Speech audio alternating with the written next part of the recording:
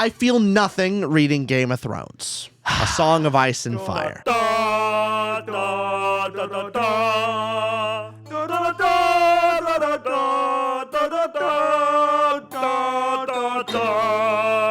Welcome back, everybody, to another Tutor Ramble episode. I'm one of your hosts, Austin. I'm your other host, Richard.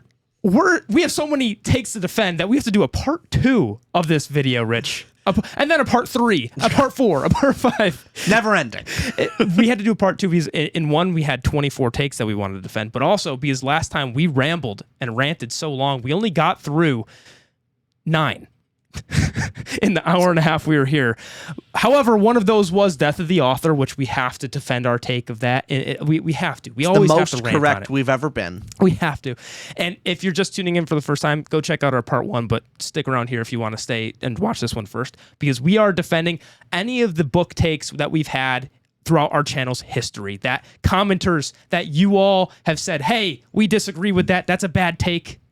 And we've compiled the list here into one list on a tier list where on the very top we have, hey, we're still willing, we're going to die on this hill for one of our takes. Then we have good take. Then we have, I wasn't trying to upset anyone. Then we have the haters have a point. And lastly, we have fine, I'll change my mind. So these 5 tiers, we're looking at the take. Do we still agree with it? And we're going to try our best to defend it, or we will acquiesce and say, actually, the haters were right and we'll change our mind all along. Bend the knee. Which last episode we had 2 where the haters had a point. Yeah. They might have more points. We'll see. We'll see how many more we're willing to die on this hill as well. And by the way, warning: anytime we're talking about like a book that comes up in these sections, we're going to have full spoiler warnings, or we will be spoiling the book if it is a book specific take. So skip forward to the next timestamp, which will be down below if you don't want to be spoiled that specific book. But we won't immediately jump into the spoilers when we get to it. Give you time to skip ahead. With that, let's start with our first, because some of these takes, if they're in yellow, it's takes that we both have to defend. If they're in blue, it's a take I made that I have to defend. And if it's in red, it's a take you have to defend. All right? Yep. So the first one, continuing off, so our 10th take now, is the book King Sorrow is flawed. King Sorrow. Obviously. It's flawed. Obviously. Okay, look, if we were saying it's bad, okay. Worst book ever. Understandable. Yeah. Flawed? That's a milquetoast take of like, come on. Most books have flaws. We have a particular one. Mainly, it's with the themes. You've been warned. Spoilers. For King Sorrow. We've given you enough time. Yeah. The theme about what, cost of, like, what is the value of a human life? It's this whole Faustian bargain with King Sorrow and a dragon, right? The direction of the book is King Sorrow is there to kill the bad guy at the beginning on Easter, and we started with the worst of the worst. Like, the character is quite literally, like, you can't think of anyone of worse character, of like, this person difficult. Needs to die. Of like, take your most bleeding-hearted, empathetic person. They go, nah. Mother Teresa would go, end this person. It's a mercy to put this one out of their misery. You take the worst example. Mm-hmm. And then as time goes on, look, I saw a pause thing. Oh, sorry. Editing weird thing, but whatever.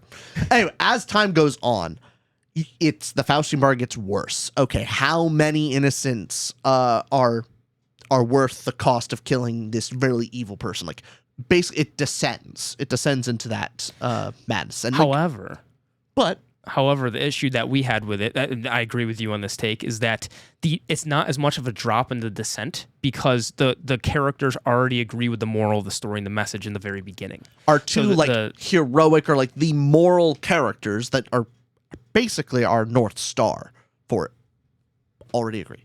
Yeah, so the person that is so evil and we're already supposed to kill, and I think an interesting take in the book would have been our characters actually finding joy or pleasure, or like being thankful that King Sorrow killed this evil person. And then the next killing comes up that King Sorrow is going to target somebody else. They have to pick somebody. Now there's more moral questions if they're going, okay, is this right? I think it's right. We're still doing something good, right? Maybe not. It gets basically questioning more and more until you get to the actual consequences by the very end of King Sorrow, and you see, oh my goodness, the ends don't justify the means. This is horrible. But our our moral characters from the beginning, this horrible person that's being killed, I'm having a disconnect between the characters because the characters are looking at this person going, oh my goodness, I can't believe this. I can't believe I've done this. Now, to be fair, it was a dark scene of like scaring the person before killing them. But again, read the book, check out our review of that where we can go into more details there. But I, as the reader, am looking at that and have no empathy for the person that's being killed here because, trust me, they are that bad. Like, they are an awful person, at least portrayed in the book, right? But so that was part of the disconnect of the theme didn't develop. It already answered the question, and I was really invested also in Arthur's story, our main character at the beginning. But one of the central conflicts that made him so interesting got dropped so early on, where it was that conflict. It was that conflict of him sleeping with that evil person we're talking about, sleeping with that person's sister in a way that he thinks in his head when he sleeps with the person's sister that she's forced to do so, right? She's being sent there by her older sister because she gets prostituted around by her older sister. And so our character Arthur is thinking, oh my goodness, I shouldn't be doing this, but I want something out of this. I want, like, he does it, has this bad moment. But that whole conflict that happened, the tension goes away rather quickly because the character he's actually in love with has a conversation with King Sorrow and it's revealed, and then that tension point goes away. And then by the end, like, this is a significant character flaw, and ultimately doesn't, even though the author is trying to remove it post hoc by that character saying, like, no, it wasn't my sister's idea. I did it because I wanted to. It was consensual. I wanted to sleep with Arthur like that. So like took away the early attention. Yeah. From her point of view, it isn't. However, it doesn't take away from the fact of Arthur still thought he did, and he still made that choice. Like, it doesn't absolve him really, but the book is trying to. Anyway, we go into way more detail on our review if you want to check that out. We think it's flawed. Yeah. We do. And by the way, when we talked about this in our book club as well, which you can check out in our Patreon link in the description below, where we have a book club every month. This month is Yumi and the Nightmare Painter by Brandon Sanderson. So if you want to join on for that, and there's other community book clubs as well. But we talked about this with our book club members. And in general, when we were talking about that, there was people came in pretty high on the book. And as we were coming up with that criticism, people generally agreed with it. Yeah. With at least that piece of thing. However, you don't have to agree with us on that. But at the very least, we do feel it's flawed. Yeah. So this person isn't something I'm not willing to die on this hill, but I do think it's a good take. I'd agree with you. So I'll put that, we'll want to put that between the book snob thingy. Yeah. So we'll put it up there. Above book snob. Right there. All right. So King Sorrow's flawed as that. But that wasn't even the biggest hot take that surrounded King Sorrow. Where it really comes to is this one, which is my hot take, which isn't even a take. It's something that just happened, right? Yeah. So I read King Sorrow in 24 hours. And then gave it a 2-star. Which, as you just heard, some of our reasonings for that. Now, and commenters immediately jumped the gun of, like, because you said this fairly early on in the review for the video. Couple minutes, yep. And so people are like, oh, you didn't give this a fair shake. Hey, of course you didn't like the book. You binge read it and you were speed reading through this book. And then even further on, people comment like, wow, people pay $10 a month for this book club, and like they paid for you to read this book together with them, and you saved it to the last minute and you kicked it off down the road. Like, you owe it to your patron members to take this book more seriously. Asshole. They added that too, yeah. They added asshole, yeah. Which, as these takes go, so if it's a take you have or I have, we're going to play each other's devil's advocate. Yeah. And we didn't do this for King Sorrow, the book, but next takes we'll try to play devil's advocate better for the person who loves King Sorrow. I guess. We missed on that one. We'll do that for the future ones. But yeah, so I read King Sorrow in 24 hours. Now, with our book club books, we've had 45, 50 of them so far. We've had the book club. We do one every single month. I will say, so this one being an exception, not excuse, but the fact that I read King Sorrow in 24 hours, it was a busier month in general for me. I pushed it off. I didn't prioritize it. So the reason I read it in the 24 hours was I could have spread it out and not procrastinated reading the book, obviously. But here the controversy comes to, hey, can I have a credible take on a book that was read quickly? Yeah. King Sorrow was a long book. Now, I will say, still reading it in that time frame, I did still read every word. I physically read it, and then for the last, I want to say 10%, 5% of the book did immersive reading, where I physically read and also listened to the audiobook at the same time. But I physically read even like 90% of it. Yeah. So question comes of, I did this right before we had our book club discussion on that Saturday, and then we had a review like a day later about the book. Yeah. Now, the commenters that are saying, hey, can you read a book that quickly and have a credible opinion, essentially, right? Or do you owe it to give more time to a book? Two things there. The first thing is I generally binge read books regardless, not, pulling all-nighters and reading it 24 hours. Like I like to do 6-7 hour chunks. Why'd I say 6, 7? Damn it. 6 to 8 hour chunks is how I usually read things anyways. But that doesn't mean that I like reading the books all the way through like I did with King Sorrow. I could have prioritized it better. However, when giving the critique of the book of like, here's the problems I have with the theme or the characters or like the book club discussion, since I literally just read the book and had it fresh in mind as well, because I just finished reading it. Weirdly enough, I felt that I had, maybe this is copium, I don't know. I felt like I had a good better understanding of the book because it's, how you watch a movie in one sitting and then it's like, okay, imagine watching a movie in like 5-6 sittings. Like it's sometimes a lot of books, longer books are also like that. For me, I was able to contain it all in one stream consciousness or one stream of conscious. So for me, the book was like, I got it. I'm there, at least personally speaking. However, when I said in the review that we did for King Sorrow of, hey, I just read it, I pulled an all-nighter, I drank coffee, I was showering to stay awake to still read the thing, I can see how someone says that and go, okay, invalid opinion because you read it quickly. Go ahead. To give them the point, go ahead. To play the side, Play I think there is a legitimate question of like someone says, I binge read this book, I read it, like a speed read this really thick book in 24 hours. Fair to question. Fair to go like, okay, is your opinion still valid? And the reason why you asked that question is, did you understand the book? Are you missing key points? Did you skip something? Did something go past your mind? Because the point is, do you fully comprehend the book? The proof is in the pudding. If you watch the review, you knew all the things that happened. You didn't when we were talking, you didn't miss out on something. I wasn't talking about a moment and you go, oh, I don't remember that happening. Like, you knew all of it. So if you were missing parts of the book, then fair, but you weren't. So, and also you had an in-depth, thorough discussion of themes, plot, our review was characters. Like an hour and a half, 2 hours. And a half. Come on. I thought it was substantive, at least of us talking about the book. And I think at least with some of that, so if somebody's commenting about, an opinion of the book, you gave it the same review.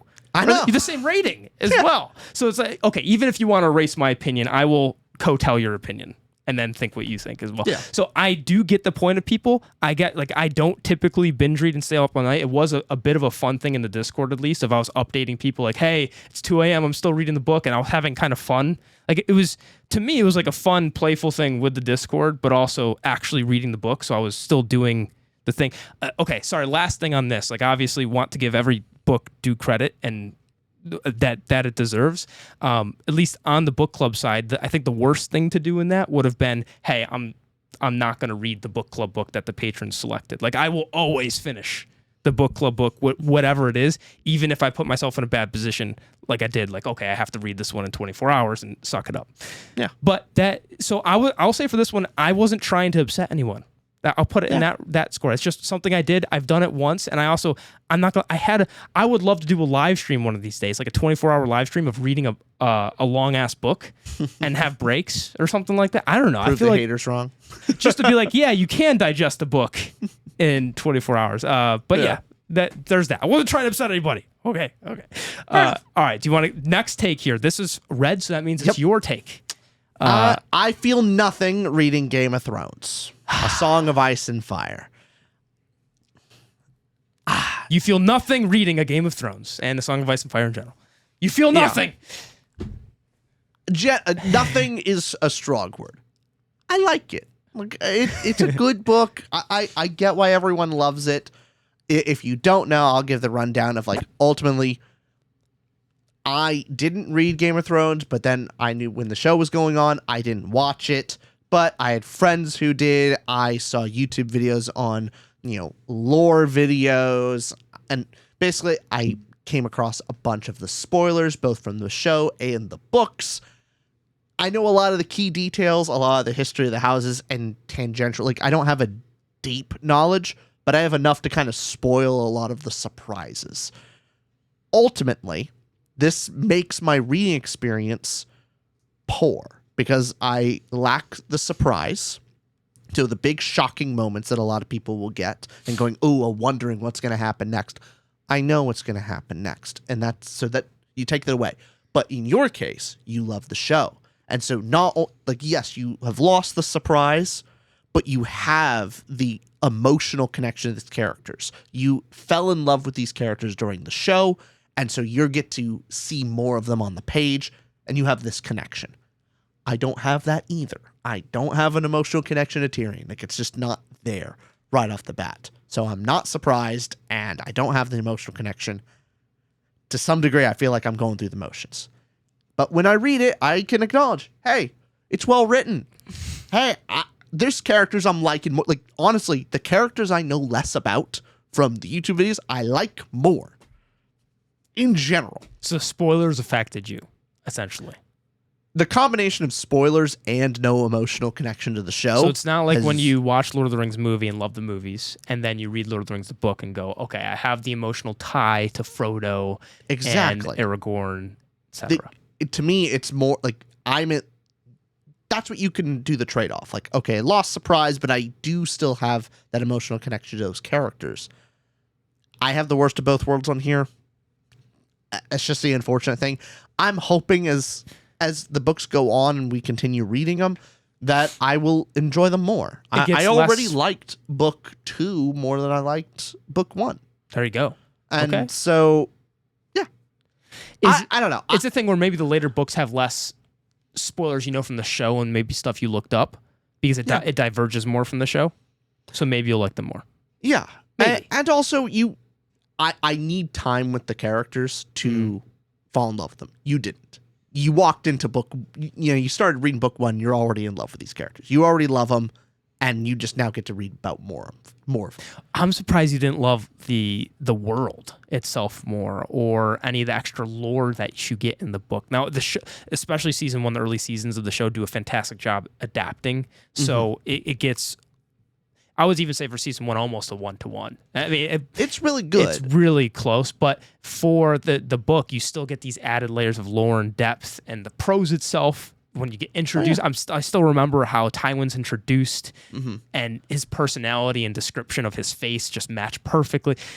I'm surprised by that didn't get you more, but maybe it's because you looked up all those lore videos and you already knew that stuff. So. The problem is going into book 1 and seeing some of these questions about the world and the wider things, knowing some of those details Here's a question. Does kind of ruin that. It ruins a little bit of the fun. This is a question I've heard on people when you give this take and people, bring up their pitchforks. I'll be the pitchforks right now. I'll play it. Okay. Why were you so invested in looking up every piece of lore and every nook and cranny of Game of Thrones? And why were you so invested in that and then not the books? Like, why were you interested enough to go in the rabbit hole of, I need to find out about this thing about the world. I'm so interested in, everything. But then why not? If you're that invested in the lore stuff, how can you not translate that to the books? Again, there's a middle ground take. I don't know everything. There's plenty of lore stuff I don't know.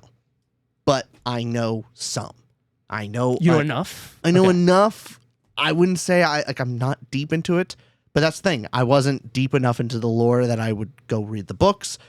I come across, I have other YouTubers that I watch, and they do a video on Game of Thrones, and I'm like, I didn't watch the show, probably not going to read the books. At that point when I was watching the video, okay, I'll watch this lore. I like the YouTuber, and so I watched the video. And I thought that was interesting. But so you'd watch because of the person talking about it? Yeah. And then you go the thumbnail got me. That seems cool. And I'd watch it. Because it was a franchise I was not particularly interested in. Okay. Maybe it'll get me to read it. I hope it gets you. It's peak. However, I'm liking it a little. Every book I'm liking a little bit more. Storm of Swords next. I enjoy it. I enjoy the series. It's not that I dislike it. I just don't have that deep emotional connection to it. Everyone watching, you're obligated to comment 2 things. 1, Storm of Swords when, or just asking us when we're reading Storm of Swords. And 2 is, what hot takes do you have, or do you really disagree with us on here? Because you gotta also contribute. We can't just be the ones that are defending ourselves. So in the comments down below, say your book hot take. But okay, Rich. That means, what do you think for I Feel Nothing reading Game of Thrones? Where are you going to put it as far as a tier goes?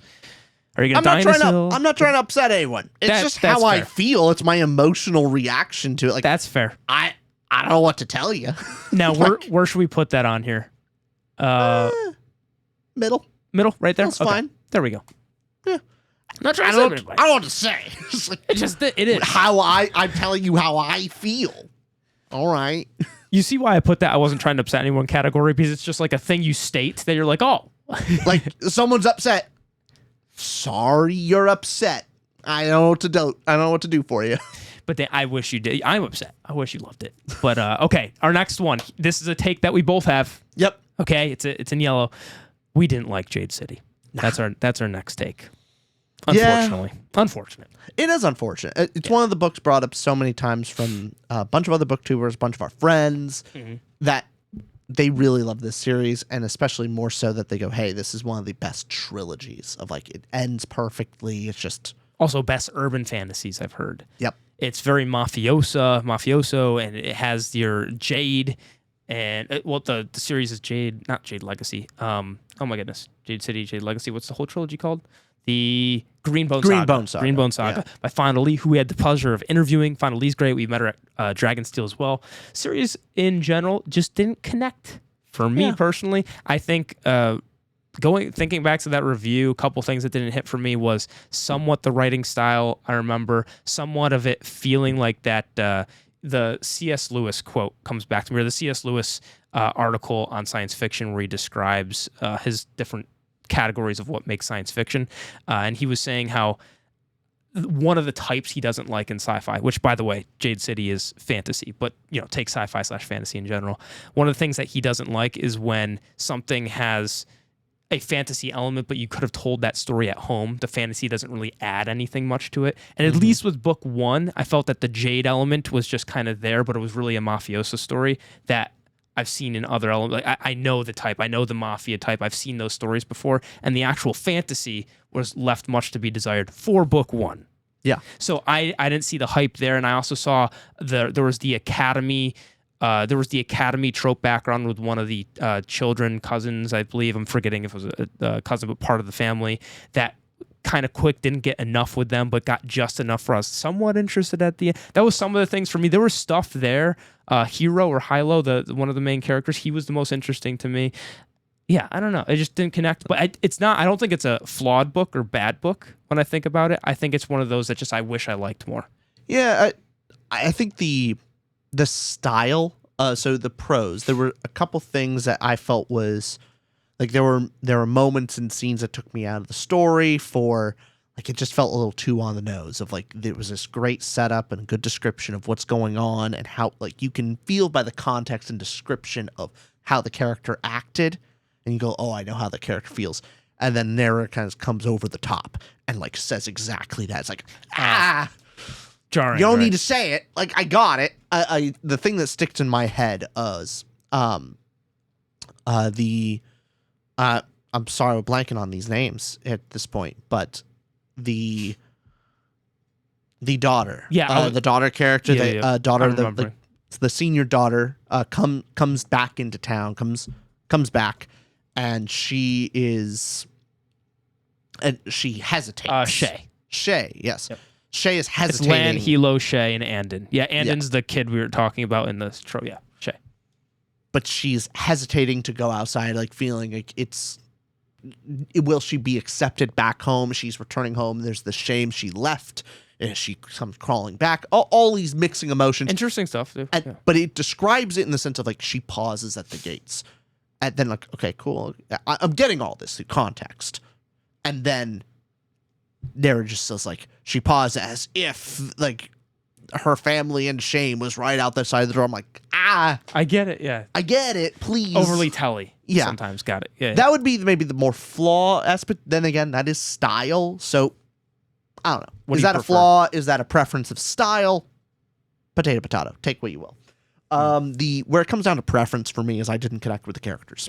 There wasn't a character I was particularly interested. The one I was most connected to was the young cousin who ultimately defies the family at the very end, who was at the academy. Right? And that was it, yeah. I liked him the most, but I didn't like him a ton. So, I also feel like we didn't get enough of him yet, but maybe we do in the future books. But apparently book 2, a lot of it is him. And so he's the focus. And I was like, okay. I mean, hey, that's the character I was most interested in. That's a positive direction. I feel like Jade, the Greenbone Saga is one of those that book 2 could win me over, but book 1 didn't.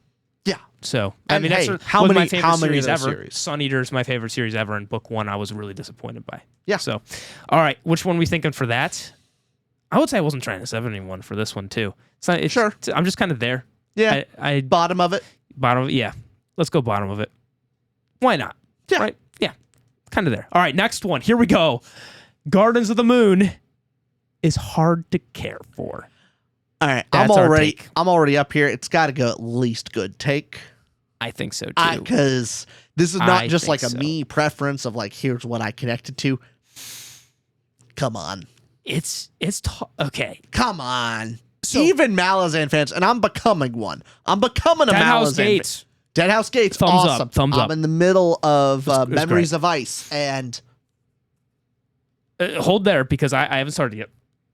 But hold that memory. I'm holding it.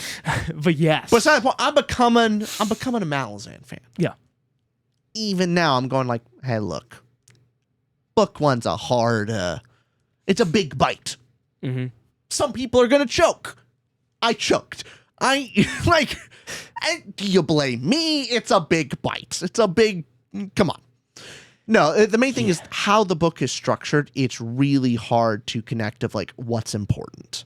There are, I think, 40 different character point of views, or is it 37? It's something like that. Yeah. It was originally written as a screenplay, I believe, as well. So you Mm-hmm. kind of get the backflash and forces if you're going from one character's head to another, almost like it's TV or a movie, something of the sort. But you get so many character point of views and so much magic's introduced. You'll get this, that Steven Erikson doesn't hold your hand at all. People will love that. I think Gardens of the Moon is something that if somebody's read through all of Malazan or they reread Gardens of the Moon, might love even more because now you go, oh my goodness, I get the context more. Or you just like being thrown into something where it doesn't make sense. You'll pick up on it. But one of the key things people say is, hey, let it happen. You will start to understand. Don't overthink it. But also, hey, don't not pay attention. There's got to be this balance of where you're paying attention, but don't overanalyze, be like you have to pick up on every little thing because it'll kind of just come to you. And I'm sure that's already happening in book 2 a little bit more. But for book 1, isolating book 1, by the end, I didn't know like what dragon thing to care for, or God that was coming back alive, or this. I didn't. So it's not that the plot wasn't understandable. The plot made perfect sense. Of the actual structure of the book and what was happening wasn't the issue. It was more so what can happen in this world. Who am I not even rooting for? Because I guess something like Kruppel was interesting, and you have those other characters. But what are the limits? What are the rules here? And even if I don't know the rules, at least am I invested in this one of 40 character point of views we're getting? Am I invested enough in their stakes? But then okay, I won't get them for another like how many pages? It was a lot. It was just hard to care for. Yeah, ultimately, it's one thing to have a mystery of like, oh, what could happen next? It's another thing of like, you're asking yourself, What is can this happen? is this a normal occurrence? Am I supposed to be like, I don't know how I'm supposed to feel here. Is this shocking? Is this mundane? Like, I don't know. Like toward the end point, like a dragon comes out. And I'm going, are dragons normal? Is this some of them are like upset, but like some aren't. And so like As a reader, you're going this like, wait, should I be excited or sad? and like, but then I hear from my friends who love it going, oh, isn't that so epic? I'm like, I don't know. Is it supposed to be? Because there's some stories that like dragons are fairly normal. This, I don't know. And then 3 more dragons come out. I'm like, is this 3 times as cool, or is this just cement the idea that dragons are more normal? Beings are coming back to life left and right, and you're like, okay, they're dead, then they're back again. And then they're back again, and then they're dying again. And I'm like, Wait, is that a big deal? Is this a big... I don't know what's a big when you deal. get a long essay or text, and then you say, hey, I'm really happy for you, or I'm sorry it happened. You're going, whatever it was. No, just so many things like, was this important? Yeah.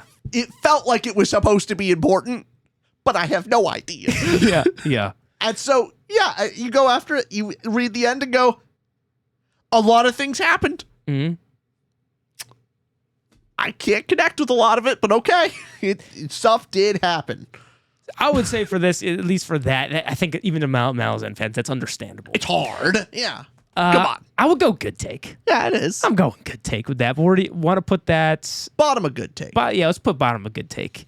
The thing, while we're saying that, clearly it's well written. Clearly the vision of the book, if you're to talk about quote unquote art or more literature, is it a quality book as far as those standards go? Of is Steven Erikson smart, intelligent, knows what he's doing with that? Of course. It's one of those things where as a reader, like I'm not understanding something, or not even plot wise, just what you have to ground yourself properly, and we did not get it until book 2.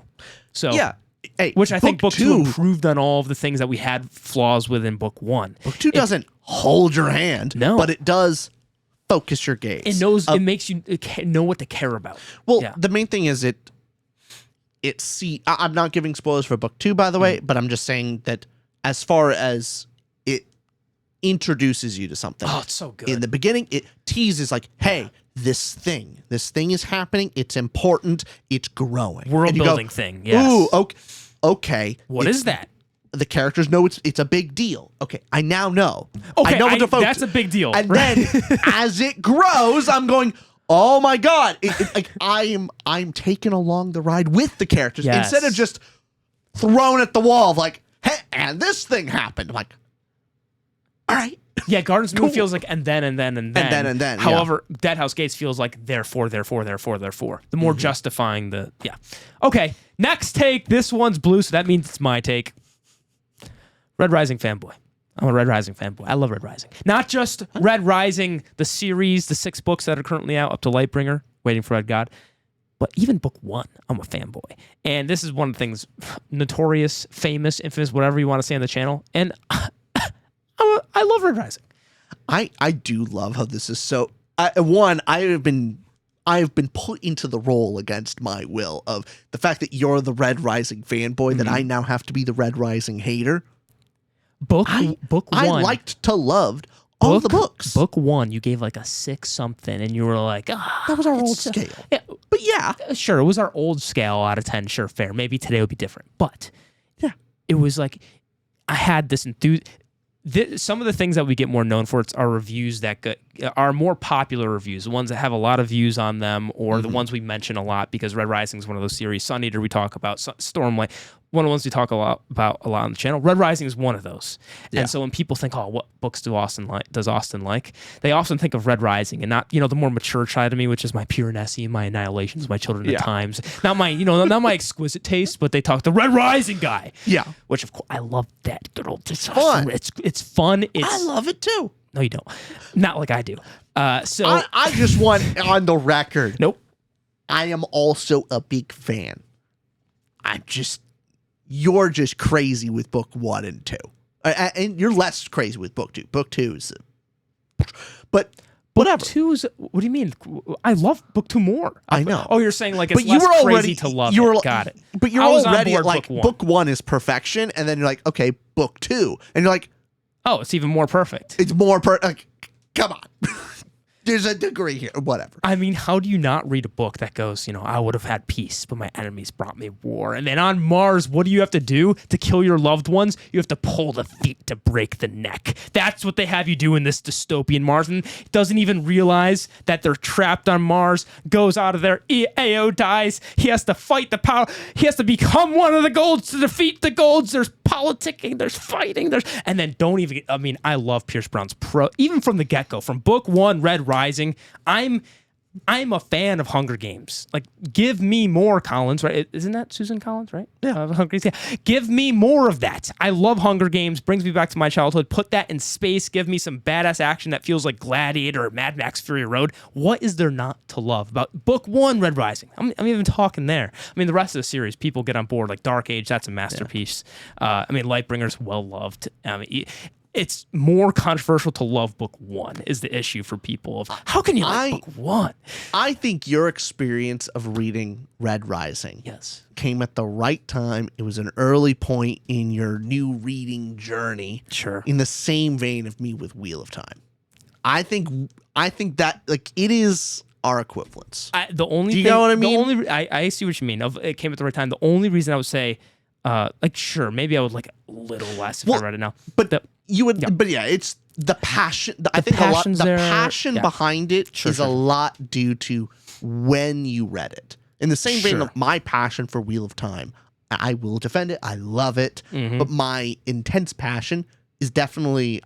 I'll put it to like I read it early in starting to read all these new fantasy books.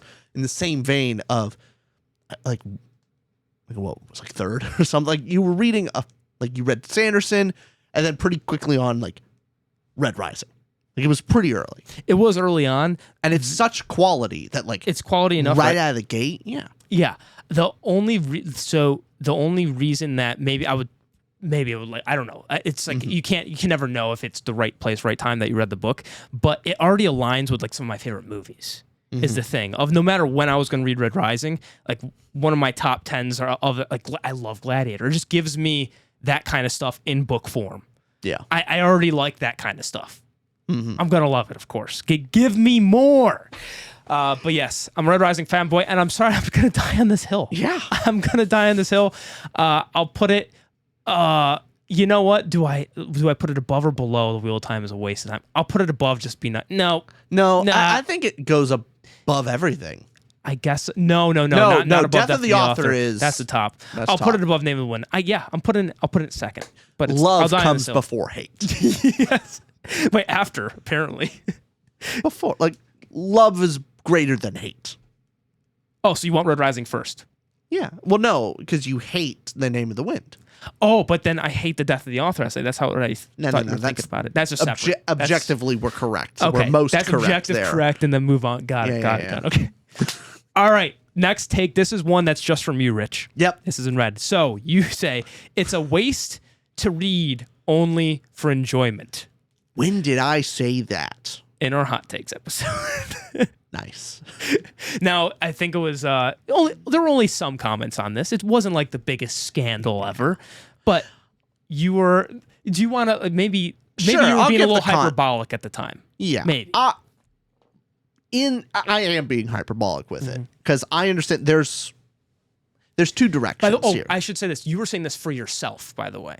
So maybe if that helps. I mean, that's as part of it. You, For me, the amount of time I spend reading, I wouldn't.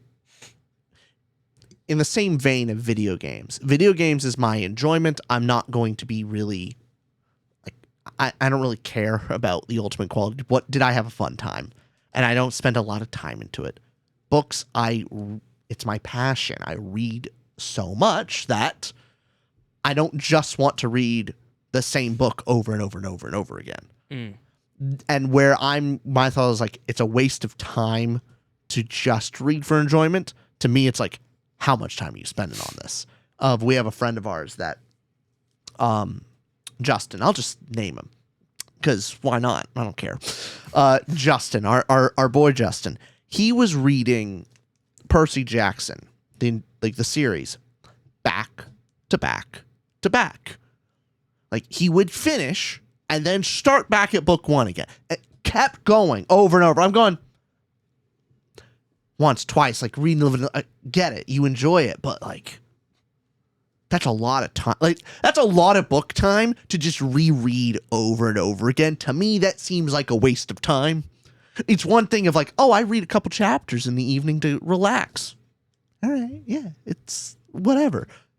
To put that much time into something and not like read something else and like it diversify the palette.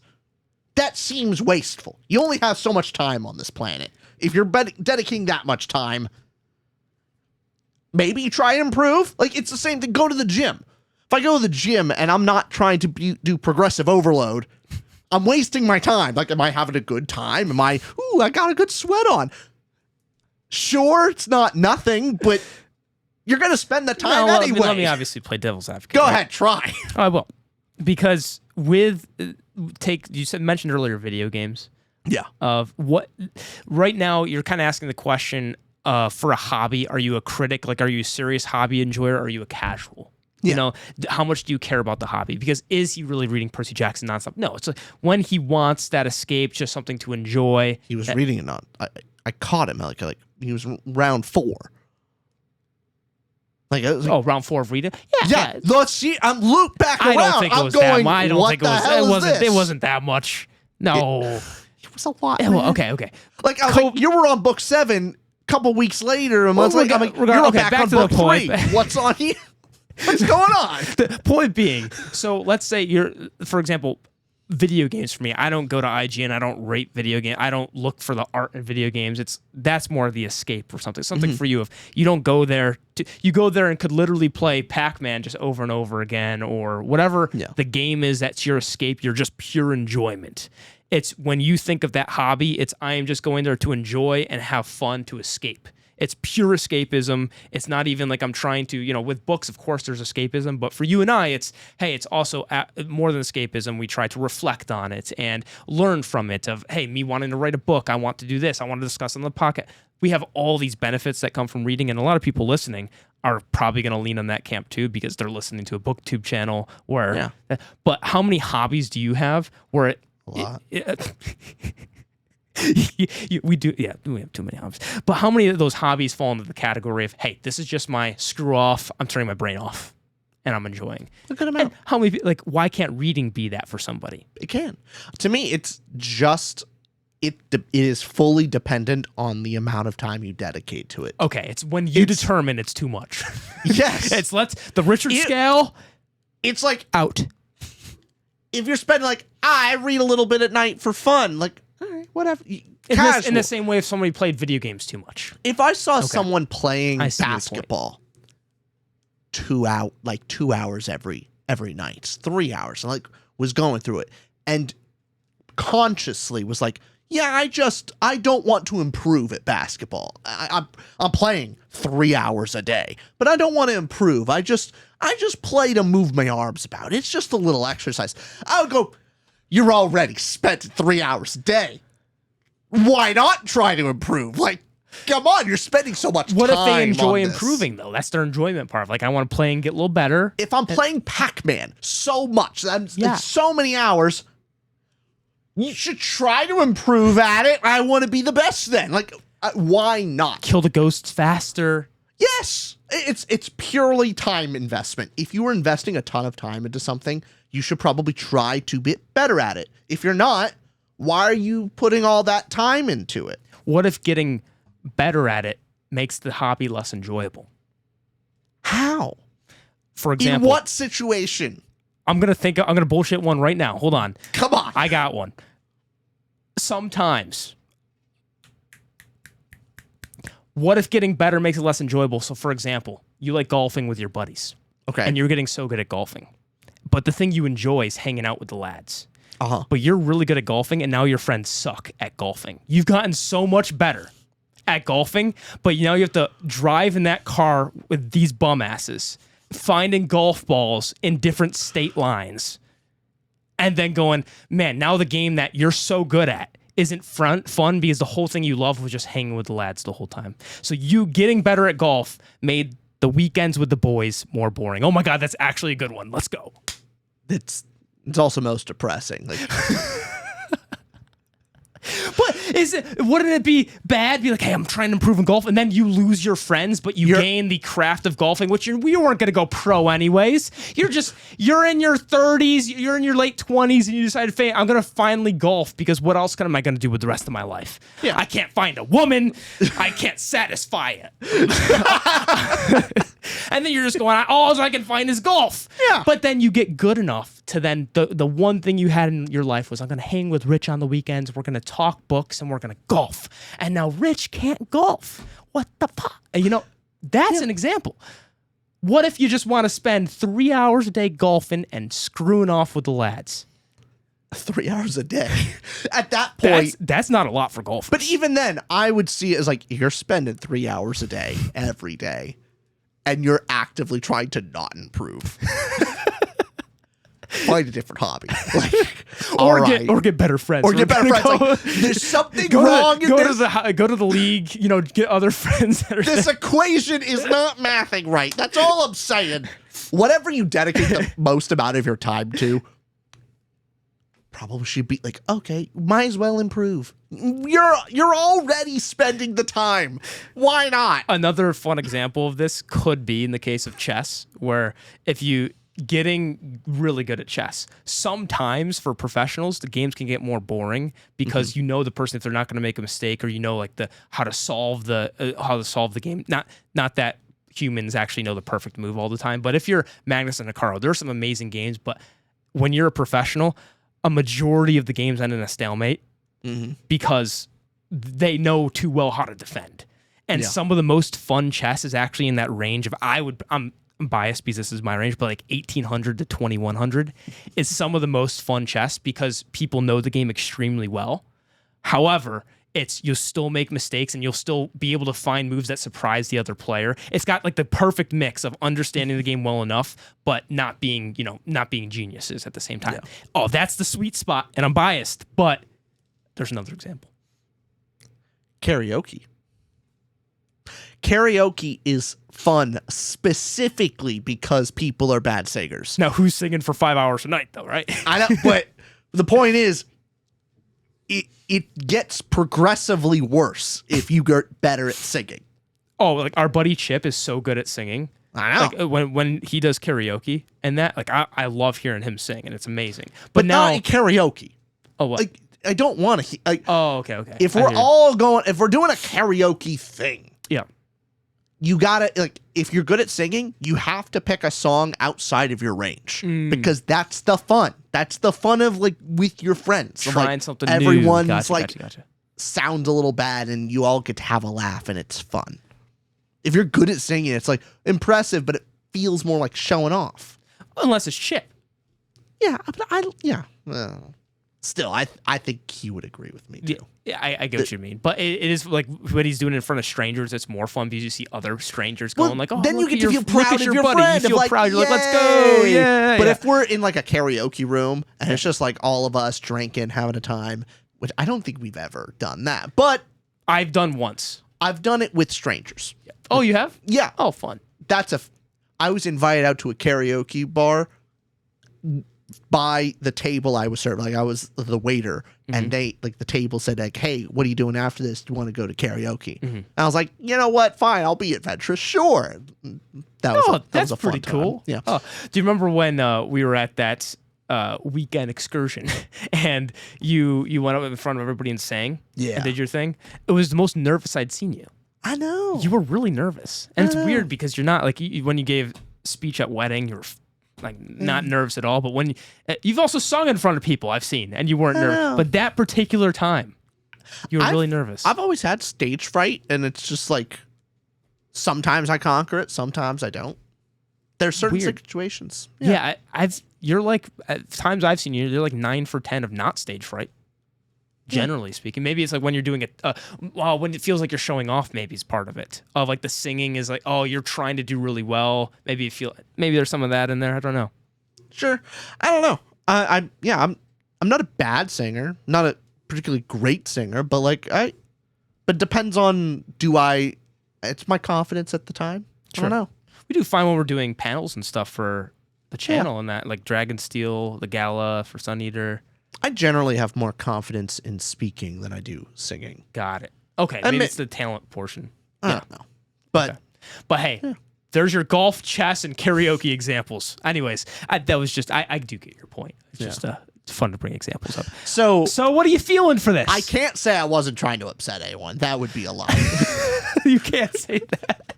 That's just a deadline. The take that is literally factually incorrect. It's a waste to read for enjoyment. There's no way. Yeah. So are you going to lean toward good take or the haters have a point? Which one? I'm an arrogant son of a bitch. Let's go bottom of good take. All right, bottom of good take. There we go.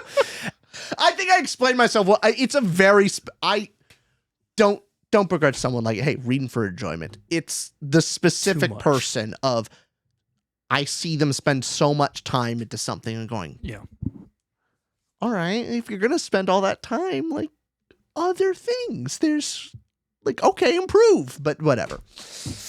All right, next one. This is a take both of us have. Yep. The Sword of Kaigen contains romance. And again, hey, spoilers for the specific book, everything, but it won't even get too. I get, yeah, there will be some spoilers here. Yeah. But Sword of Kaigen as a romance. So this one, especially on our Patreon, which by the way, join. Most of these takes get more controversial because our patrons lambast us and say you guys suck. And so if you want to join that, go ahead. Or if you want to be one of the few defenders, join that because we need allies. We're our loyal few. Our backs are to the wall. I love the new members that join because the new members, it's like they're kind to us, but then they get poisoned. Oh, they get poisoned so quick by the mob out there. It's they we join lose them with so quickly. They join with a sense of like, oh, hey, I like these Rambler guys. Like that's why I joined. They respect a modicum of us. Yeah, like and then they join and go, oh, no one here respects them. I'm just going to join the crowd. So when the Sword of Kaigen contains romance, but also the Sword of Kaigen as a romance being one of the subgenres of Sword of Kaigen. I believe I mentioned, but we were both talking about it in an episode in the past. And do you want to take or me first? What do you think? You take it. Okay. So the Sword of Kaigen is a romance. Spoiling the full book, by the way. The reason that's probably like saying that word romance is like, oh no, how could it possibly be a romance? Because it's this relationship, this drama. It's a family drama. It's going through grief. It's like the most accurate description. And by the way, me describing Sword of Kaigen, I would say, hey, I would say high fantasy, family drama, as like the primary genres of it, but also like is it romance in that case? And because you have a relationship with Takaru and Misaki in their marriage of how it's an awful marriage, and actually Misaki is looking at this relationship and regretting being with him in the first place, and she actually has these fleeting flashbacks with the guy's name started with an R. Robin. These fleeting flashbacks of, oh, should she have gone with the person that she actually desired in some way, or like had this fleeting romance with, rather than with the husband she settled down with because her father and her responsibility is what she was supposed to do. And she grows to hate her children because they remind her of this husband that she hates being with. And it's this intense drama. And when eventually an attack happens and their child, Mamoru, dies, it's how does this family deal with grief? How do they overcome it? How do they start communicating? And we understand more about Takaru and Takaru's background of why he acts this way. It does not justify, but it explains why Takaru acts that way. And then the book ends in a sense of, Robin coming back into the picture and her full-heartedly deciding like, hey, she's going to make something out of her decisions and she's going to communicate with Takaru, and it's a start. That's the general synopsis. Now, why using the word romance? Like, I think people have this idea of and the correct idea of like, you think romance, you think Eternal Sunshine of the Spotless Mind, La La Land. Like, you think the ones that have the plot types that is, you think to some degree happy ending. Happy ending. Like, hey, it's also the people when they think romance, it's the falling in love portion of, if it's a romance story, it's character meets character. Some type of tension happens, but in the part they get back together at the end, or something happens there where it's them falling in love as a romance, because there's those real romantic feelings. And what kind of romantic feelings are there between Takaru and Misaki in this book? Like, how's that a romance? So I do understand like the point of like flagging that as a romance can be like, wait, that's not what the plot of a romance is. I guess the idea there behind it is, so the fact that she has this romantic subplot with Robin in the background of like literally the subplot there is her and Robin, and what she chose not to go with Robin in the end. But then the family drama aspect between her and Takaru of actually building a family again, or deciding like dealing with the grief of their child, yada yada yada. So there's all that element to say of maybe the more accurate term is like a deep family drama of dealing grief and like trying to maybe like a relationship drama, but it's a story that explores a marriage, and like the lack of romance, the lack of attraction, lack of communication. Like, it's not a happy ending, but it's also by the end not a bad ending. It's very bittersweet. It's bittersweet in the sense of it. Finally, the relationship can maybe start, they're like communication has finally started. They've learned one of the key aspects of a relationship is respect, of like you have to respect your partner, and then finally by the end they both. I think the bigger one was like Takaru did not respect Misaki at all. And Misaki is more horrified, but ultimately didn't really respect Takaru. He's more afraid of him. Like, knows he's powerful, but like doesn't respect him. And by the end, they both respect each other, and like to some degree. And that's where a relationship can at least start. Like that, I don't know. Yeah, is romance. Like I get why people say it, but exploration between a man and wife and exploring that relationship, I don't know. It's kind of like a romance. It doesn't mean it's a happy ending. Yeah, I think I was trying to think of because hey, Pride and Prejudice is clearly a romance. There's these stories that are clearly okay, got it. It's a romance. This is the type of story you expect when reading it. It's more the story beats I think behind it, and so I do get it. I would not first say Sword of Kaigen is that as a subgenre. I would first say those other things of the high fantasy, family drama, etc. But it explores a romantic relationship. I didn't know how else to explore the word of like, yeah, like it explores a marriage. It's about a relationship, like more than just a family. How do you what's the subgenre you want to say for it's a family drama that explores a marriage.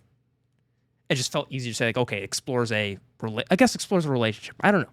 Yeah. Maybe we need more words for that, but what do you think here? Because what do you think that I'm willing.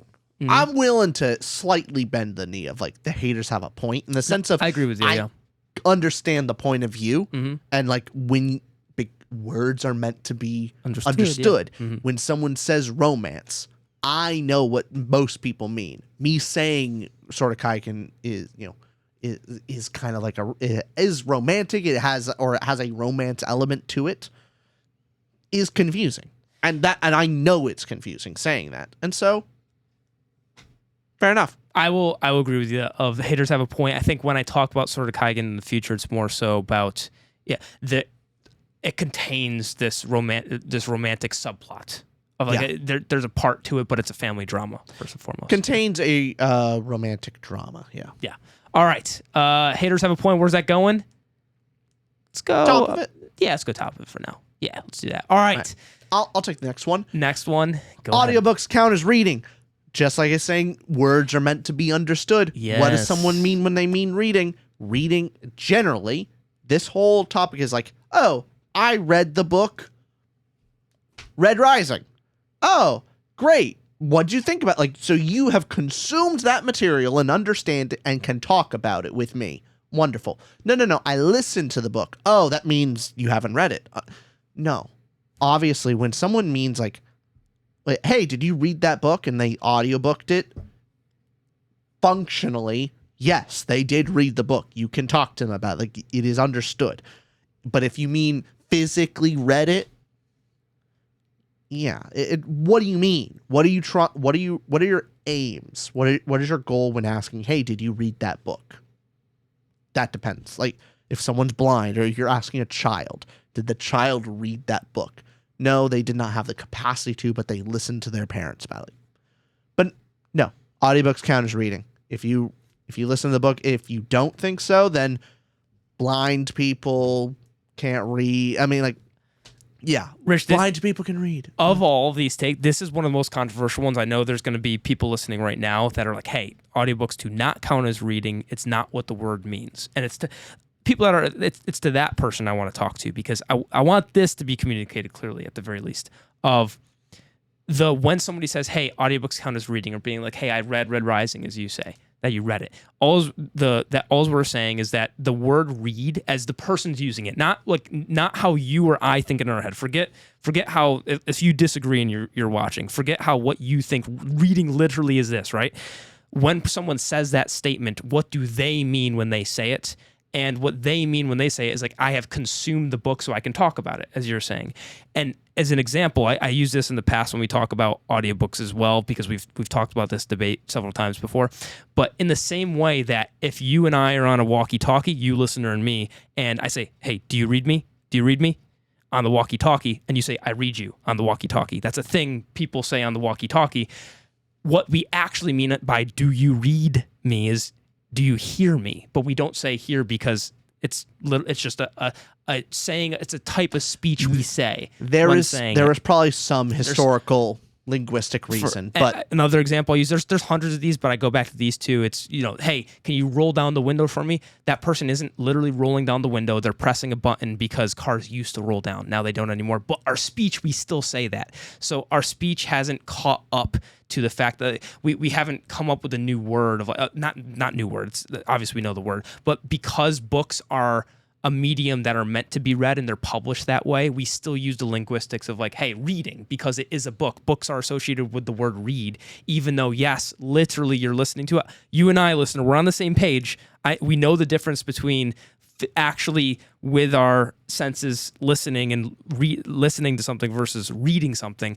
But the only point about this argument is that when somebody is saying, I read this book, and even if they listen to it on the audiobook, what they mean is I consumed it. Let's talk about the book. That's it. Yeah. It's that simple. I don't know why this one's so controversial. Words are tools to be understood. If you are willful, like you understand and you are willfully ignoring the clear understanding, that's on you, not on them. Yeah, I want to look this. There's miscommunication all the time. Yeah. Don't add to it by willfully miscommunicating with someone. That's all it is. This one to me, I know. Let us know why you still disagree with that down below. Because someone said, "Hey, someone's listening to an audiobook. They're not paying attention. It's in the background. They're spacing out." Same thing happened with physically reading. Right. You spaced out. You didn't read every word. There's skim reading. Like both situations, you can just not be paying close attention to it. And did you fully comprehend everything? No. But again, both are mediums that you can either pay attention or not pay attention to. But at the end of the day, you are still consuming, and in your brain, inside your brain, you're getting every word that the author has told you. Here's another counterpoint someone will bring up is, well, the audiobook narrator is changing the way you interpret or understand the book because they're bringing their own inflection, they're bringing their own dialect, they're bringing their own way that they read the words on page.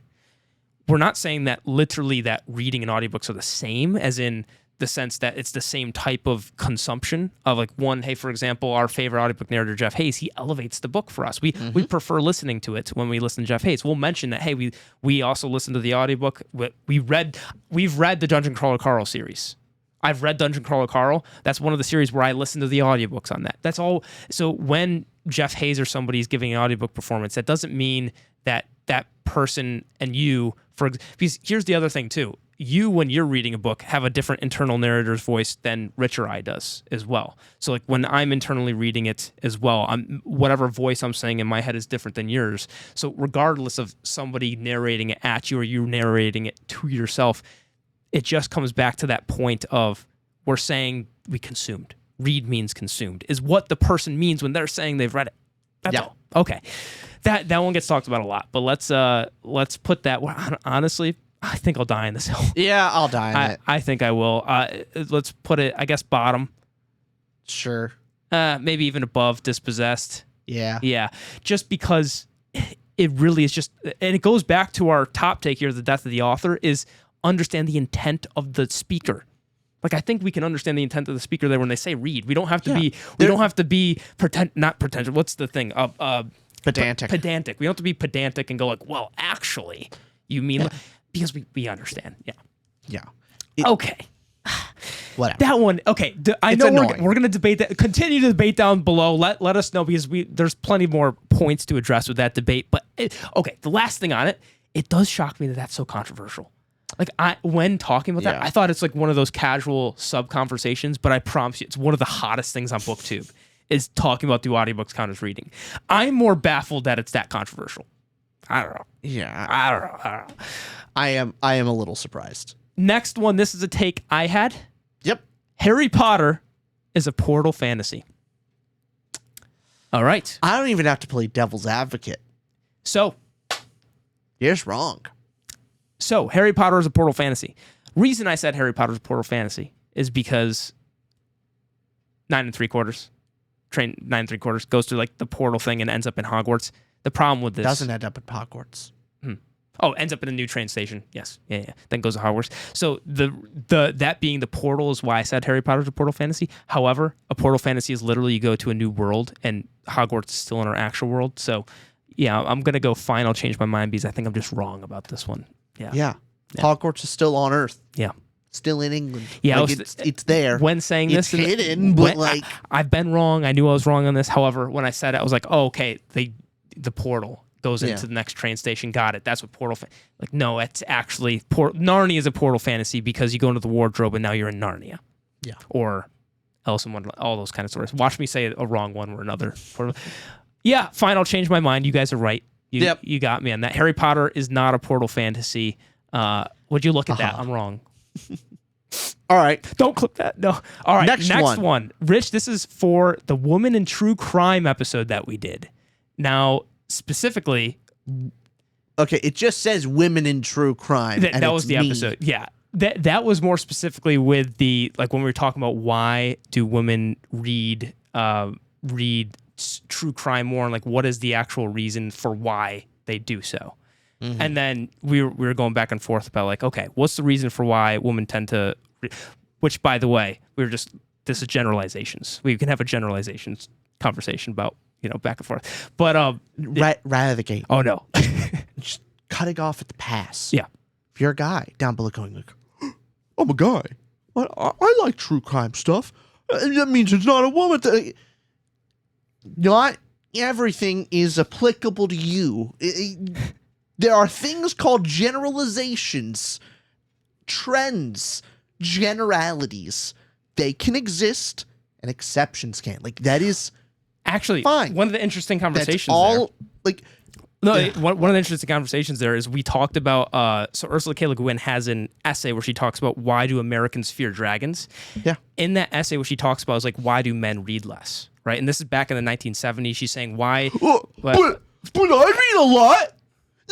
She's wrong. She's got to be wrong because I read. But to that point that she's baking back in the 90s. Is this in the same way of we're saying even today, like on average per capita, women read more than men do? Like, why is that? What's the reason why that's more of a hobby for women than it is for men? Well, the first question, is that true? Is that generality true? Right. I don't know. What's the evidence behind it? Second, why? This is where the conversation happens. Ooh, yes. It could be a reason, could be this, reason could be why. That's the debate. Yes. Yeah. All right. I don't know. What other specifically, what did I say that like was the hot buzz? What was the hot button topic? It was mainly the we were going through what's the reasons why a woman, which by the way, we in that video as well, I think we said like whatever our thumbnail was, but we're like two dudes analyzing this, so take what you will from By the way, I am a true crime fan, funny enough, which means I'm better than you because it means you're a woman. Right? Like that's basically what it means. But also you can't like girl things. Girl book, boy books, right? Girl book, boy book. Yeah, that does not mean that it's a girl book genre, boy book genre. There's a whole fun joke we had on the Patreon with that too. But it was mainly the reasons for why, why would a woman read true crime? What are the reasonings for it? And one of them was like, oh, it can't be because, what did you say exactly? Or it can't be because they're trying to protect themselves or something like that because like, oh, how much do they arm themselves? That whole chain of thought. I do remember that. No, okay. To be that fair, I did not say things. Like it can't be. That's not because I think that is actually a significant part of it. Like that, every study I looked up at least was saying like part of it is the psychological aspect of the feeling of understanding these situations, and if you can comprehend the mind of these kind of criminals, you can use that information to prevent it in your own life. Like I that was a consistent throughput. However, to me, in my own personal take, is more, okay, and I'm applying it to myself of like, if I feel I'm in danger, I will. You come to Big Boy Austin. Yes, but like I'll do something other than like there's part of it is analyzing the situation, not put yourself in the bad situation in the first place. Prevent, an ounce of prevention is worth a pound of cure. Totally true. I've never heard that before, but that's a thing. Yeah, that's a saying. Okay. But the second is like and it's just my personal take of if you as a woman are really afraid of going out at night and afraid to be outside and like genuine fear, totally valid, totally understand. I would go the step further of not just your own like prevent the situation, but also protect yourself. And to me, like if you're in America, especially, you know, globally, it's different laws, but get a gun. It's the great equalizer. I love wonderful videos of you see like the would be mugger rapist trying to attack a woman. Bam, like huzzah, woman defended herself. Very good. Makes me happy. Like I don't know. Does that make me like, you're really anti-woman. You want women to defend themselves and like, you know, not be dependent on a man for their protection. Well, then I'll represent the other side, because then it's like, okay, why does the victim in this case have to be the one? Like, why can't the society actually treat women with the due respect of not having to be the ones that need to do these things? Like, for example, you'll hear a guy say this of like, hey, don't wear revealing clothing so that a guy doesn't sexually assault you, right? It looks like it's victim blaming because you go like, hey, why can't I wear X, Y, and Z? Why what I have to do can't control your impulses? Is the underlying feeling. Well, there's two things. There's there's societal problems that take, you know, collective action, decades, generations to solve. And then there's personal solutions. Both can be worked on at the same time. In general, if there's a problem in your personal life, you should not wait on society to solve it. You're going to be waiting a long time. That's not a good way to lead your life. You need to come up with a personal solution in the interim, and then at the same time, societal issue. At the same time, we do need to keep selling our Tutor Ramble booty shorts, so we need to advocate for more of this. So society needs to change. Plus, I just don't feel like that's mutually exclusive. No, you can do both. Whatever. But do you see how it comes across to the disagreeer? I guess, but it's the same level of people of like, in the same vein of, oh, you're victim blaming. Like, I'm encouraging self-empowerment. Ultimately, how does that help anyone? Of like, you talking to a victim and saying like, that person just shouldn't have done that. Does that fix anything? No. Is it prevent it in the future? No.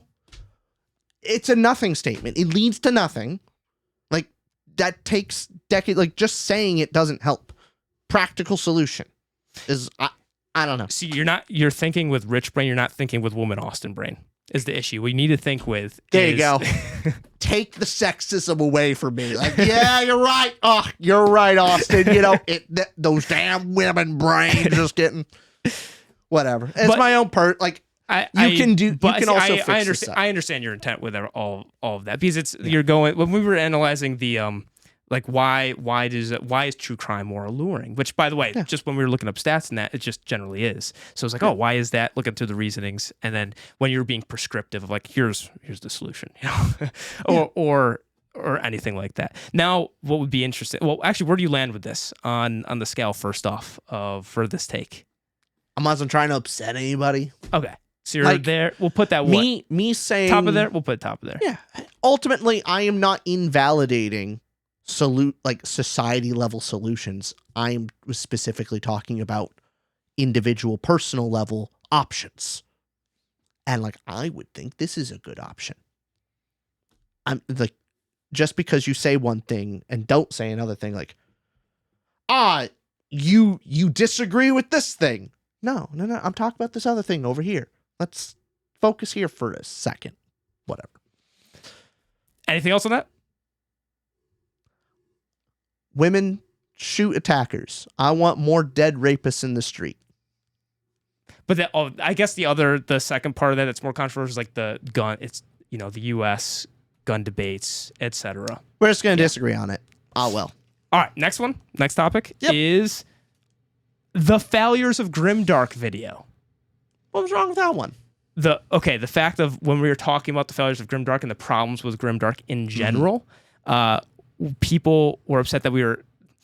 I don't think people knew that we also had a video where we were talking about all the good things about Grimdark. We were breaking down the value of grimdarkness and the value of grit. Actually, Joe Abercrombie had an essay, The Value of Grit. Good essay. Good essay indeed. And then this video was like the failures of Grimdark and why someone would not like the subgenre. Mm-hmm. And mainly the conversation there was like, oh, but Grimdark's great. Oh.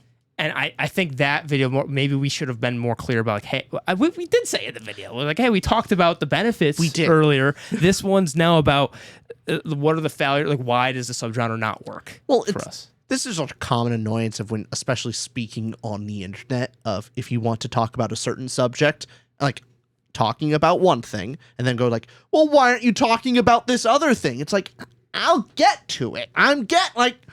Can't we focus on one thing at a time?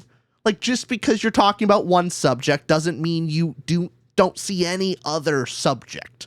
We can talk about the failures of Grimdark, and then the successes, the greatness of it. Find a way to also always weave in the death of the author in every conversation. Exactly. There's a way to talk about Grimdark and go like, speaking of death of the author. But yeah, I think that's more so why I got people going like, what, Grimdark's great? But I like Grimdark too. Grimdark has some great stuff as well. But I think that episode was clearly I think what I was explaining in that episode, at least personally as well, is Grimdark's not my go-to. I think it takes a really great writer, a character writer, and prose writer, like Abercrombie. He has some great Grimdark. Mm-hmm. But then sometimes the themes for me can fall flat or something like that. There was just some issues there. I think Grimdark has some flaws in that, or at least a person who would enjoy a subgenre might not gravitate toward it because, hey, they might love bright fantasy. And there's plenty of reasons that somebody wouldn't go toward that genre. That one, I think, just good take. Yeah. Just there's the flaws that we see that Grimdark has that people wouldn't enjoy in Grimdark. I think that's a good take. Yeah. Let's put that above. Let's put it above King Saur's Flawed, maybe. Right next to the other Grimdark thing of Game of Thrones is Grimdark. Yeah. Game of Thrones is Grimdark, though. That should be almost die on this. I don't know. Let's go back to that. All right, next we got 3 more. Almost said 2. 3 more. Next one is this. I know where we're putting this, actually.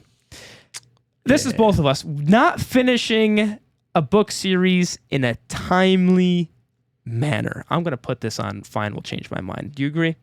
Yeah. Let's put this on.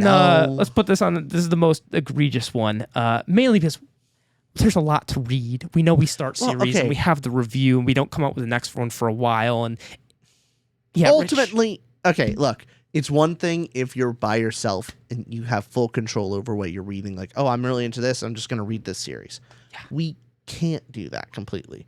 Like, even if we both read a book 1, like one of us will read book 2 too quickly. Maybe one of us is more interested. I want to do this other thing. It is hard doing, like, just to at least mention, it is slightly more difficult with managing it between 2 people than 1.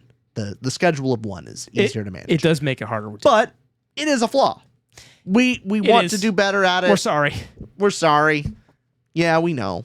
We will be getting. Hey, you are reading Memories of Ice right now. I'm doing it. That is happening. I'm doing it. Have you been reading Memories of Ice? So our next hot take, the next thing to defend is evidence. Why? It's hard. Evidence of Final Change. Sorry. Okay. We'll change our mind. We change. Actually, we already agree with you. We're just gonna apologize every day. Sorry, we haven't read Memories of Ice. Well, sorry, he's on chapter. Yeah. Sorry, I haven't read what. Storm of Swords. Sorry, we didn't read Gene Wolfe book 2 yet. Clauses of Conciliator. Yeah. Sorry, we didn't continue with Dandelion Dynasty yet. Orcish Dad specifically to you. Wall Storms. Yeah. Salty just read it. He loved it. He gave it 5 stars. There's more. There's so many more. All right, our next one. This is my next one. Okay. The AI Neuromancer joke. Do you know what this is? No. You don't? I remember you made a joke, like you basically had Neuromancer give you a negative review. Or no, you got AI give you a negative review of Neuromancer, right? Yes. And actually, I'm going to read the comments on this. Should I read the comments first, or should I should I say the defense or comments first? What do you think? Let's do the comments first. Okay. Here's the comments of the video. Then I'll give you context for what the video is. And if you think, let's just see what you think of this. All right. So to Ramble, Neuromancer short. You guys can go check out this short too. You'd see the comments. It's comments on a short? Yeah. Those are invalid. I know, but No. it's still funny. Yeah. There are 117 comments. And look, the upvotes on these comments, they have 246 upvotes, 156, 105, 31. It keeps going, right? So here, because it's a minute short on this joke, and the top person says, he, referring to me, he asked ChatGPT to tell him what he thinks, and ChatGPT tells him the book is too complex for him. That's not surprising. Or the next commenter, it says, bro got it's too complex for you to understand as the first result and went, hell yeah. Next one is, those are all incredibly I can't even say that word, I guess. Philistine approaches to art, I guess, yeah. More people are saying, you low-key gotta love the irony that he needs to ask AI. What, like, you can't, why can't you read a complex narrative? I would be amazed if you can focus longer than 20-second ads, let alone read a book. Next person saying, Neuromancer is a work of genius, full stop. Next person saying, so you're telling me you cannot form independent thoughts of your own without telling someone telling you why you don't like something. So all these comments on the short just about like, hey, like, how do you not see the irony of the fact that you have to, an AI has to tell you what you think about a book, etc. Was the context in the short that, like, hey, this is funny? Like, I already, like, this is what I think, but I'm going, like, was that context there? Here's the Spoiler-free thoughts of why I didn't like this book. I got from ChatGPT. Lay it on me. Let the AI speak So I figured it's such a futuristic book. Why not go to ChatGPT and type, hey, ChatGPT, I didn't like Neuromancer. Why didn't I like it? Give me reasons. So 6 reasons that I don't like this book. Okay, and then it goes into them. I thought it was clear, like, from you laughing and we talking about, like... And, like, I didn't like the book. I'm going, like, it's funny to ask. Yes, you go to the actual episode. Ironic. That's the point, funny part. The point was, I was like, hey, I didn't like the book. Let me because literally the character in this book is hooked. It's the Matrix, essentially. It's hooked up to the Matrix, futuristic cyberpunk world. I was like, oh, let me ask ChatGPT, because it was newer even back then. Why I don't like the book. The irony of it being using the technology to tell me what to think. Anyways. Which was, by the way, it was a joke. It's less clear in the short than it is in the video. A little less, but we're laughing, we're joking. Yeah, I'm going to say it in the very beginning of, like, I don't like it. I asked ChatGPT why. Give me the reason. I'll say I wasn't trying to upset anybody. I just think that the joke didn't land. Die on the hill. Die with the joke. No, I mean, it's not that good of a joke. I mean, fuck him. It's like a mid joke. I mean, it was just a little cutesy joke. It was going like, hey, fuck him. Die on the hill. I wasn't trying to upset anybody. No, die on the hill. I'm going there. No, I'm going there. Don't let him win. No, the only reason I'm not is because, like you say, with the short of, like, it's a short. Yeah. So it's a little harder to get through in a short that this was. I mean, you watch the episode and it's very clear, but maybe the short, I didn't edit it properly enough to go like, hey, I don't know. Hey, you're more generous than I am. Well, here's our last one, and we had to leave the best for last. It's both our romantasy opinions in general. We don't like it. Not our cup of tea. We did have an episode of our problems with romantasy. We've read others. Now, here's what I want to make clear here, that I think we make clear in every time we talk about romantasy is, again, going back to that C.S. Lewis thing of on science fiction of how can you critique a subgenre or something that you're not a fan of, or you can't label a good example. And I totally agree with that. If you're not... How can you critique sci-fi when there's not a sci-fi book you can claim that you actually enjoy? Or how can you critique impressionist paintings or art if literally you don't understand what it is that makes good impressionist paintings or a Monet or something like that, right? So totally get that. I think every time we talk about romantasy, full disclosure, every time we discuss it, every single time is, hey, we already aren't fans of the subgenre. We're reading because we're curious. They're very popular books. We want to expand our knowledge of subgenres in general. So it's coming from 2 people already who don't like the subgenre and are prefacing like, hey, if you like it, just know we don't have a good example, at least. We're not the first. Yeah. We shouldn't be your first people to go to on. Definitely not. Like, oh, should you read? Like, I'm a big fan of romantasy. I'm going to look at the Ramble guys if I should read this romantasy book. Bad idea. Not a good idea. No. There's other people for that. But we have heard about 4 or 5 at this point. But the main thing is, I like romance. I like fantasy. I can talk about both those genres. I generally tend to think that put together, they basically take away from each other. Of fantasy requires more world building and time and effort, and romantasy requires so much character moments and drama. Like somehow, some way, one of the two is generally lacking, and if you do it 50-50, I tend to see like they both suck. That's just my personal opinion, but again, take it with a grain of salt. I don't really like the genre very much. Yeah, we had an episode where we were talking about our problems with romantasy, of like why the themes typically don't work for us, the characters don't work for us. I think, at least for people that don't like romantasy, I think, well, obviously they'll agree in general, but just what we think. Yeah. So I think for that, just good take, because I think we have valid reasons as to why. Yeah. No, we're not just like, girl book is not like, gross. That one's for Austin. Oh yeah, that's an awesome. No, we actually laid out our opinions of like the typical tropes, the structures of it that doesn't work with us. If you're interested, you can check out that video. But we at least gave reasons. Let's go. Let's go. Good take. Good take. Let's put it right there. Why not? Sure. There you have it. 2 episodes later. Part 1, part 2, probably equally as long episodes. This is our look. This is what we're sorry for. Final changed my mind on. Damn, I really missed with that Harry Potter one. that's our bottom ones. And on our top, what will we die on our hill for? It's the death of the author, Red Rising Fanboy. The Name of the Wind sucks. The Wheel of Time's a waste of time. That one's from me. Audiobooks count as reading, and The Dispossessed. What? Silly. That's the stuff. Oh, do you want to bump up Game of Thrones Grimdark on there? No. Is that what you're Hold saying on. right now? I'm seeing a significant problem right here. Oh, you don't have any you dying on that hill. I don't have any that I'm dying on the hill. That's our episode. No. See you all. No, Being a book, you can't retroactively do that. I can do what I want. No, you can't. Yeah, I can. Whose channel is that? Look at this. Oh, being a book snob isn't all that bad. Don't you put that butt It doesn't. It won't. But also, it's a waste of time to like. What happened? That you just threw out reason. You threw out sense. It was a great list. You're inflating the numbers. I can do what I want. You've ruined the list. You've ruined the integrity of the list. You've literally read a book in 24 hours. You've ruined those hills. I die for it. See you all next episode. Bye.